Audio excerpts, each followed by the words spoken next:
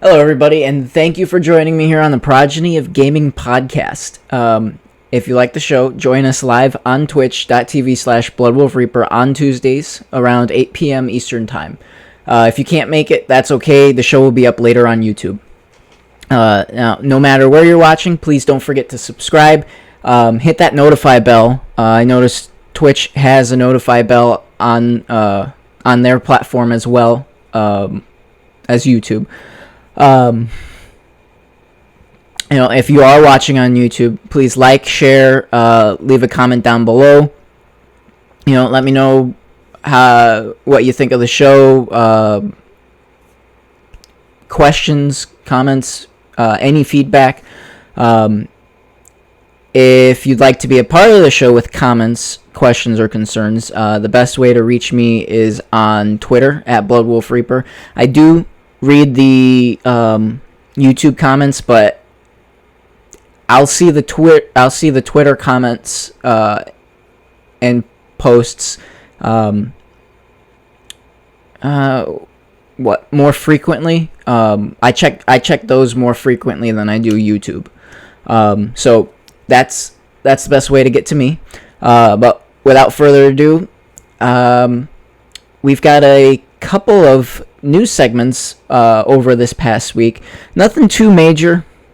The first one is going to be, I guess it is kind of a major story, but I'm not going to get into it, at least not in this video, and that is the fact that if you did not secure a pre-order for the PlayStation 5, you might want to check some of those digital stores now or within the next couple of days, because it sounds like people are canceling their pre-orders over the fact that PlayStation has released a Black Lives Matter theme.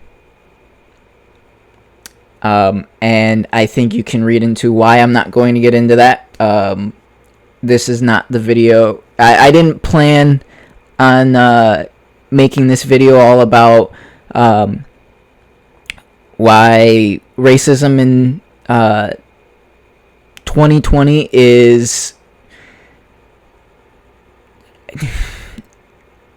it's mind-boggling, for one thing, and it needs to go away. That's all I'll say on the matter right now.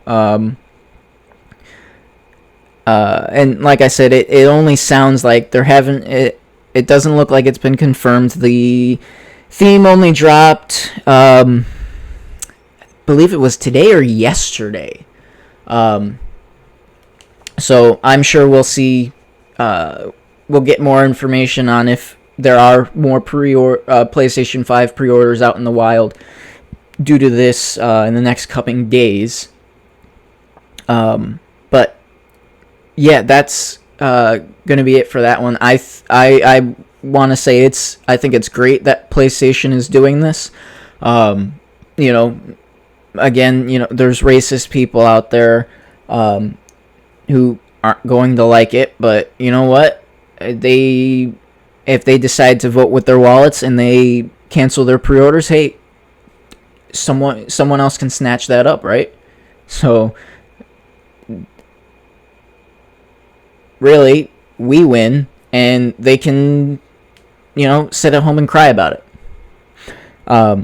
But anyway, the next story is actually on the Xbox side of things. Phil Spencer basically just confirming what most of us have thought about the ZeniMax acquisition, and that is that Phil Spencer, in a interview with Kotaku, has said that they can recoup the $7.5 billion investment into ZeniMax without putting any of their games on other platforms, meaning Switch and PlayStation. Now, really quick, going back, they did say that they would put games on other platforms on a case-by-case basis. They would look at it, and if it made sense, they would put that game on other platforms.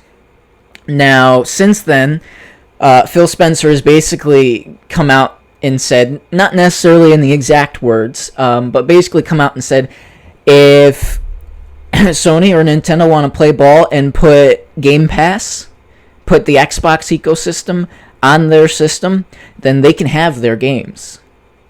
But only, it seems like he's saying only when they decide to do that, that is when it will make sense for X game to be on X console.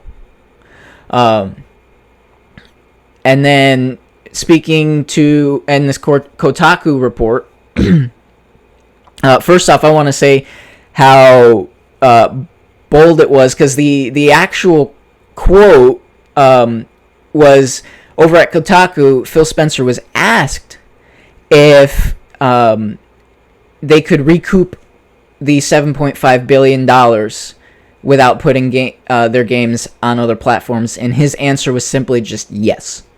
And he didn't even pause. He just said yes. And then to further that, he did mention that Microsoft has no obligations to release games on platforms it doesn't control, for the financial aspect of the deal to make sense. Again, if you don't have our ecosystem on your console, then we don't need to put our game on your console. It's that simple. That being said, Sony and Nintendo, I don't see a world in which they back down. PlayStation more than Sony more than Nintendo. Nintendo, if the stars align and the weather was right, I could potentially see it, but I couldn't. I don't think we will ever see an Xbox game, like an Xbox exclusive game on PlayStation. They just won't, regardless of whether it's just putting Game Pass, as simple as putting Game Pass on the PlayStation Store. And then going even further, Phil Spencer is quoted as saying, "We have xCloud and PC and Game Pass and our console base. I don't have to go to ship those games on any other platform other than the platforms that we support in order to kind of make the deal work for us." Whatever that means, replied Spencer when he was asked whether Microsoft will need to sell games such as Elder Scrolls on PS5 to recoup the costs. Excuse me. So that right there basically confirms, hey, we're not we're not going to be putting any of these ZeniMax, Bethesda, what have you, games on other platforms. Now, Microsoft is known to play ball from time to time, so they could go back to that statement of if it makes sense, and I'm pretty sure that is exactly why they made that statement, because if it makes sense to put, say, Dishonored, because while Dishonored is I love the franchise, it's got I think it's appropriate to call it a cult following, because it's not, I don't know if I'd necessarily say it's a big following like your Elder Scrolls and your Fallouts. So it's got a cult following that a very reliable and what's the word I'm thinking of? It's got its diehard fans. So seeing as it's like I've said before, seeing as it's not a major title such as Elder Scrolls and Fallout, it could make sense to put that on the PS5. Whether that happens or not, we'll see when the next Dishonored game comes out. I'm sure they want to work on another Dishonored, or they could even branch out. I mean, they've got oh, what's that? Let's see, Tokyo Ghostwire. That it's essentially Live Die Repeat. That's gonna be a PlayStation exclusive. Deathloop. So I don't know if it was confirmed whether or not that's in the same universe, but I mean it's essentially a take on the Dishonored style, and they've played with it. So we'll see if they want to keep doing something like that. Bring a Deathloop style game series over to the Xbox, or if they want to get back into the Dishonored franchise. I haven't played the, I guess you could call it spin-off. I forget the precise name, but it's I know it's a shorter story. I've played 1 and 2. And just from playing 1 and 2, it seems like they wrapped up Corvo's story. So if I were to guess, I'd say it'd have to be following new characters anyway. So really, they could do whatever they want. But anyway, I'm getting a little bit off topic there. So going back to what Phil Spencer had said, that going back to the article, Spencer did mention that he doesn't see the strategy of putting their titles, Microsoft titles or Microsoft funded titles, on competing platforms. He doesn't see it as a lucrative business practice, essentially. Now, however, when you look at games such as Obsidian, or games coming out of Obsidian, they've got Grounded, they've got Outer Worlds. Got to make sure you specify worlds, not Outer Wilds, Outer Worlds.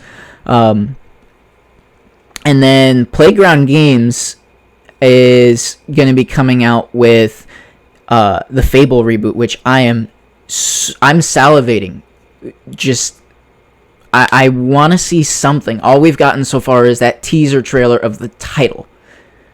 I that is arguably my favorite RPG series of all time, and that's saying quite a lot because I love RPGs. I don't know necessarily where I would put it. It's definitely in my top 3, but when I look at other franchises such as Final Fantasy, Kingdom Hearts, and so on, I don't know necessarily where I would put it. But Fable got me into the Xbox ecosystem. I should mention I have not played Fable Legends for obvious reasons. Those of you that know, it did not. It didn't last long. Trying to remember. That was Legends, and then I also didn't play Fable Journey, the Kinect game. Even though I had a Kinect back then, it just didn't sound. It didn't sound like a good idea, and it seems like I was right. But anyway, he's looking at Obsidian Entertainment's Playground Games soon coming out with 343's Halo Infinite, and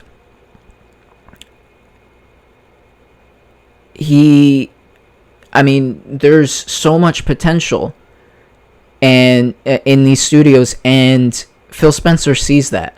It seems like a lot of people are finding it hard to wrap their minds around the fact that Xbox isn't necessary. First off, they just want you into their ecosystem. They're not necessarily trying to sell you a console. It's been said quite a lot lately. If you want to buy a new console, that's all right. But if you don't, get Game Pass. If you want to buy what is soon to be the previous gen, if you want to get an Xbox One X or an Xbox One S, go ahead and do that. Still get Game Pass if you'd like. They just want you in their ecosystem because 1 year, 2 year, in the next 3 to 5 years, you're going to be looking back at now, and you'll realize, wait a minute, they weren't looking, they weren't planning for the next, they weren't just looking forward to the next year. They weren't looking at, the launch of the consoles. They were looking further down the road, and they could see the portfolio that they would be able to offer exclusively on their platform, in their ecosystem. I could rattle off a number of titles, all coming out within the launch window, which new games that are coming out in the launch window, yes, they're scarce, but they're either brand new IPs or well-known franchises that are getting, I guess you could say, remakes. They're more up-reses. I know I'm really excited to see Devil May Cry 5's up-res, because I've been hearing some good things out of that, but that's for another video or something. Anyway, they are looking ahead to the next 3 to 5 years at least, and those that currently can't wrap their minds around that fact will see in the next 3 to 5 years just how great and strong their portfolio is. And you look at like Phil Spencer is doing and has said he's doing. You look at these studios, especially now with the Bethesda acquisition, the ZeniMax acquisition. It's important to stress that, because it wasn't just Bethesda they bought. They bought ZeniMax, who owned all 8 of those studios. I think it was 8. It was 8 or 9. Off the top of my head, I think it was 8. But they owned all of those studios, the majority of which were well known for or excelled in making single-player RPG experiences, which over the last generation, Microsoft has actually been put on the chopping block, because people have said that Sony has all of the single-player narrative-driven experiences that Microsoft doesn't have. Now, Microsoft has well-known IPs in those genres, whether it be first-person, third-person, action adventures, RPGs, you name it. They have those under their umbrella, well-known ones, and they have studios and teams who are geared to making and experienced in making new IPs, new games, original content that we haven't had before. And it will only be in the Xbox ecosystem. And then on top of that, they still have all of the multiplayer, I guess you would say, driven franchises that everybody said was all Microsoft had. All they have is, all they focus on is multiplayer, which isn't a bad thing. There are people out there that make it sound like a bad thing. It's not a bad thing. Some people just don't like playing multiplayer games, and that's fine. But now, Xbox, sure, maybe not now. They're rolling it out, with putting Doom Eternal on Game Pass, and there's many more games that will follow suit. But now, they will have those games that those gamers who only enjoy or mostly enjoy single-player narrative-driven content, they will have those games. Elder Scrolls 6, Fallout 5, again, the next Dishonored. I love the stories in Dishonored. They are very much, you can't say they're not single-player, story-driven, deep narrative games. In fact, sometimes the narrative is so deep, it's a little hard to follow. You have to sit down, pause, and take a second and think, did that make sense? But anyway, it's exciting when I think about where the Xbox is going, and you can tell.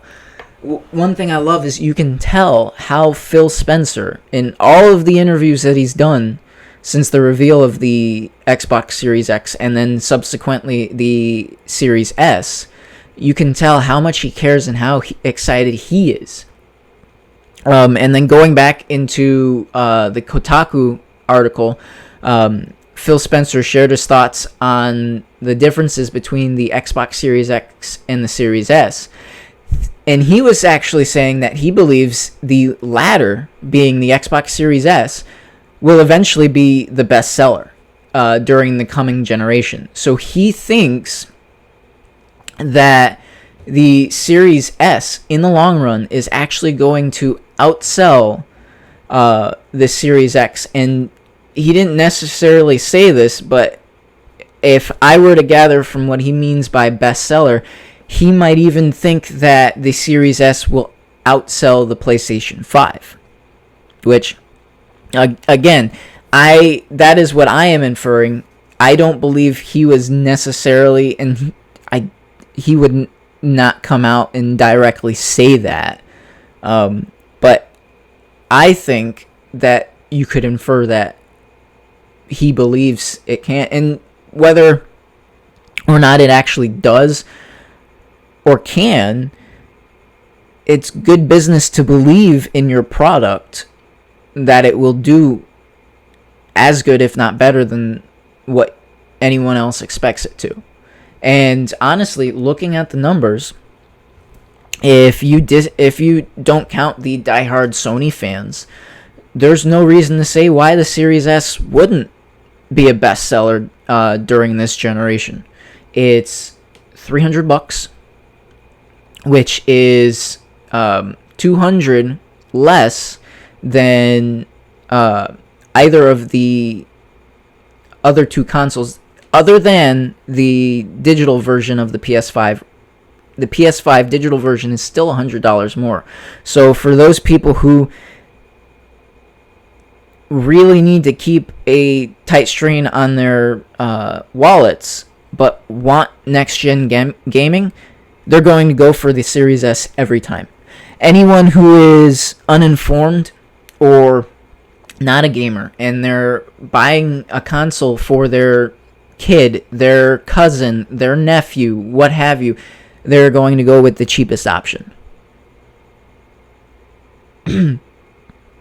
And so it really is not out of the realm of possibility that the Series S could be the best seller of the next generation. I know I hear a lot of people thinking, well, either they've got the S or they haven't pre-ordered one, and they're still trying to decide between them, and they're leaning more towards the cheaper option. There is still that doubt in their minds, thinking, well, I want I'm starting to talk myself into the better performance. I want everything to look as good as it possibly can. I want everything to run as good as it possibly can. And on the side of running, as far as we know from the specs and everything we've heard, the Series S is going to run just as well as the Series X. It's just the visual fidelity, the graphics that are going to be lower. And even that isn't saying much because it's still 1440, and it can upscale up to 4K. So from a visual standpoint, and for me personally, from an artist's standpoint, unless you have a screen or a monitor, whatever, that can output that resolution, and even on the frames side of things, the frames per second, if you don't have a screen with a high enough rate, you're not going to get returns on the quality that the console can put out. You just won't. Your screen can't do it. And I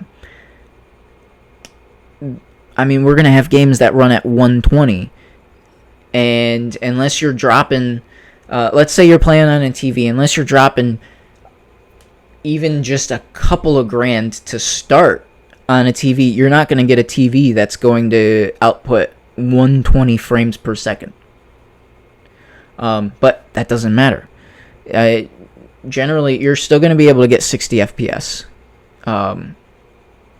You're still going to get 1440. That is and that's not even the baseline of what good, it's a subjective term, but what good gaming is. I mean, I personally could be happy with 1080p at 30 FPS. But I will agree, anything higher on both accounts is great. And at one point, at least in terms of frames, let's go to textures first, actually. In terms of textures, once you get to a certain point, you're getting a diminished value as it goes up, because at some point your eye's not going to be able to appreciate the change, because the change is just so minute. The same it goes on the frames side of things, only the diminishing return is, the gap for it is a lot wider. There's arguments to be had that going from 60 to 120, your eye isn't necessarily going to be able to catch it. I know some people say they can, and I don't discredit them for saying that. I'm sure there are people who play at it. If you do something enough, and then you go back to a, let's say, lesser form of it, you're going to notice a big difference. It would be like, we've been playing. In fact, people see it all every day now, having played in the HD generation and having played some 4K games now, going back to games from 10 years ago plus, retro games, and seeing just how, not necessarily janky, because a lot of them are still pretty nice, but just how blurry it is on both sides, whether it be frames or textures. So, a long-winded story later, there's a lot of arguments to be had for the Series S to be the console for the next generation. I mean, it's got price on its side, and it's got that, I'd say, more than great entry point into next-gen gaming to offer. And on top of that, it's in the Xbox ecosystem, which means, and before I get into it, I know PlayStation has, I think they're still doing remote play. I'm not too sure about that, but they had, at the very least, something akin to Game Pass. But as of right now, nothing PlayStation is offering, in my opinion, competes with Game Pass. nothing Nintendo is offering competes with Game Pass. The only competing variable to Game Pass from Nintendo's side is the fact that you can pick your Switch up and play it anywhere. But you don't have a library of new games at your disposal from a subscription. Nintendo just has their Nintendo Classics, or whatever, I forget what they were calling them. But with the NES and the the Nintendo and the Super Nintendo games. Now,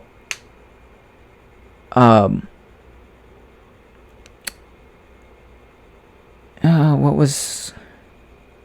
No, that's basically it. That's all they got over there on Switch.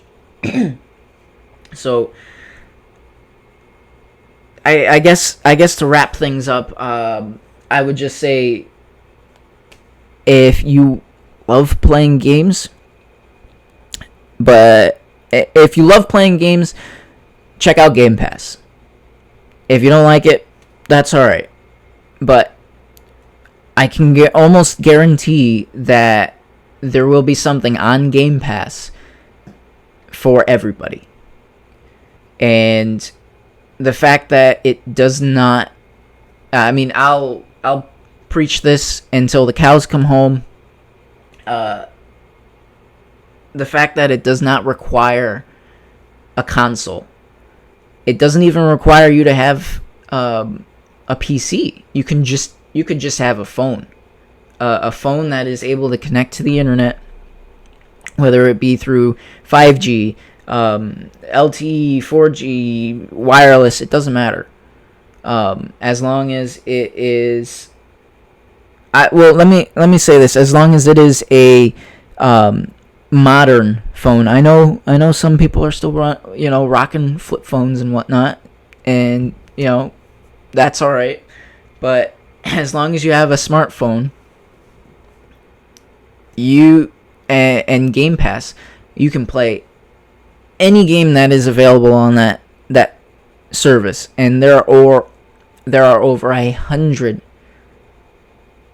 games of every genre. There's games of every genre on that platform, and it just boggles my mind that there are still some people out there.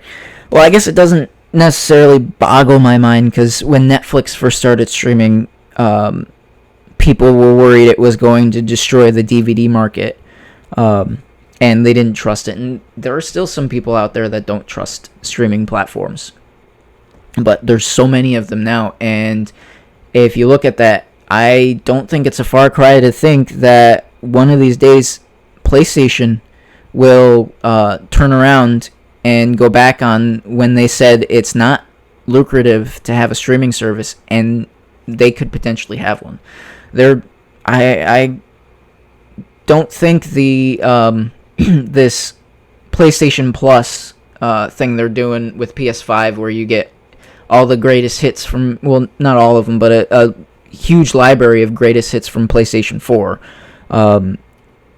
with your Plus subscription. I think that is them testing the waters to see how many people jump on that and how many people actually play those games. That being said, I think we're still at least 4 to 6 years at least before we hear PlayStation mulling about with anything like that. But I digress. That was my little rant.